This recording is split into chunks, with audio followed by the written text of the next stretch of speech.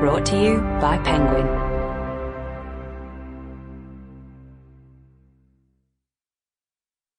A long time ago, in a galaxy far, far away.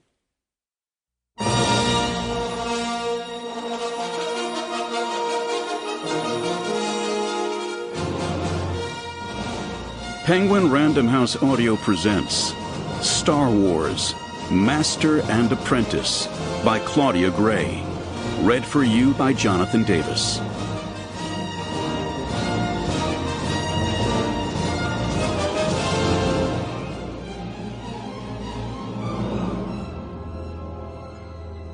Prophecy in dreams is possible through the illumination of the active intellect over our soul. Ibn Rushd, also known as Averroes. It is a time of peace. The Galactic Republic, which has governed for thousands of years, has provided prosperity to many worlds and opportunity to most. Only a few shadows of conflict darken the galaxy, and these are handled by the Jedi Knights, the guardians of peace and justice throughout the Republic. One of those conflicts arises on the planet Teth, a source of corruption that threatens many nearby systems. The Jedi Council sends Qui-Gon Jinn and his young Padawan to investigate.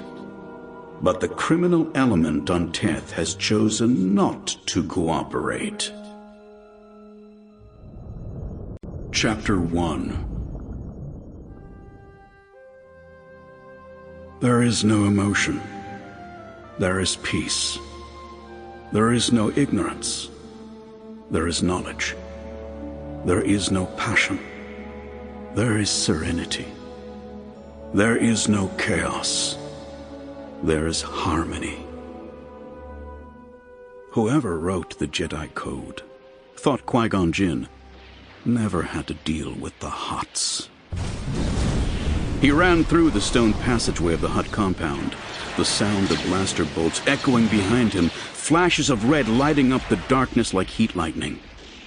His pursuers would round the bend soon and have a clear shot, which made it a very good time to dash through the nearest door. "Obi-Wan!" he called.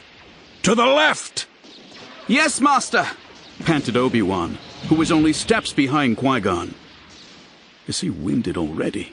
Qui-Gon thought as they dashed down a staircase that would lead to the outer, more modern area of the Hutt compound. Their escape thus far had included no more than a 3-minute run, and of course scaling a 20-meter wall. But in the proper meditative state, that shouldn't have been difficult.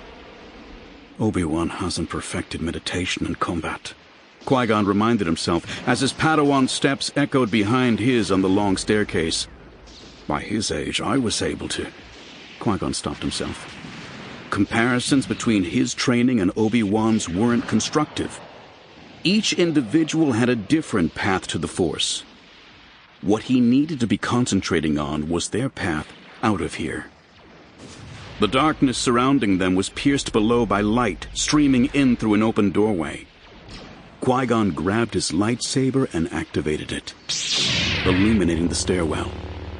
Obi-Wan did the same, only a second behind him, and in time for them to run out of the stairwell into what turned out to be a very large, very crowded room. Specifically, one of the Hutt's spice hookah dens. Heavy, sweet smoke fogged the air. Musicians played atop various floating platforms, which hovered at different heights above the spice-addled denizens below. From his gilded dais, Wanbo the Hutt sucked in enough smoke to fill all 3 of his lungs. Nobody was alert enough to immediately notice the 2 Jedi Knights who'd appeared above them.